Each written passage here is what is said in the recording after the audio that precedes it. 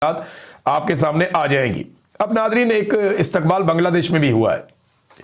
بنگلہ دیش میں جو استقبال ہوا وہ طارق رحمان صاحب کا استقبال ہے، اور یہ 17 سال کے بعد ایک ایسے سیاسی رہنما ہیں جو 17 سال کے بعد واپس بنگلہ دیش کی سرزمین پر آئے ہیں۔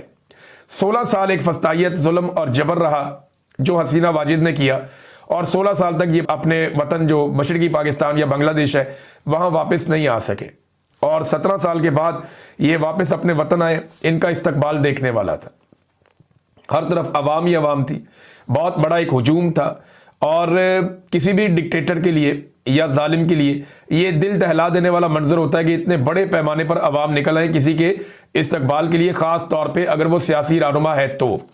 اور اس بات کی توقع کی جا رہی ہے کہ آنے والے الیکشن میں طارق رحمان صاحب یا جو خالدہ ضیاء صاحبہ ہیں ان کی پارٹی ہی الیکشن جیتے گی، اور وہ بڑی واضح اکثریت کے ساتھ آئیں گے۔